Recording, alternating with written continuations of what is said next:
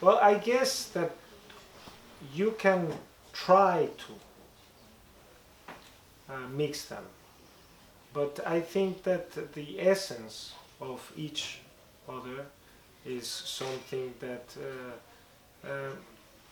speaks of the kind of story you are telling.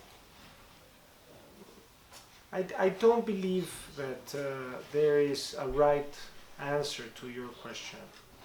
I think that you can think of documentary is only documentary and fiction, and you can think that there's a fusion, and it really doesn't matter. If it serves the story you're telling, I think you should use the tools, the narrative tools that are best to tell that story. I never have ready-made interviews, ready-made questions. I never do a list of questions. I have a conversation with the characters, and I don't know what the conversation is going to be about. I try to make a relationship with the character. I try for it to happen. Sometimes it happens at the first moment. Sometimes it takes hours and bottles of tequila. But there comes a time where you are starting to talk to someone, and that someone wants to talk to you. And the moment that you feel that that person wants to talk to you and it's not answering questions, then you can start. You know, before, nothing works. If you say to someone, you know that this is a very important subject. Yes. Okay. Thank you.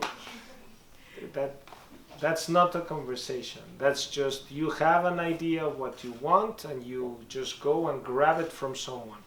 That is not a relationship. Yes, I think that every film should be a personal voyage. That doesn't mean that you're making the film about yourself or about people that you know. It means that you as a storyteller you have to be involved in that means that you as a filmmaker should be involved in what you are trying to tell. How you make that subject matter personal is up to you. It can be of very different ways to do it.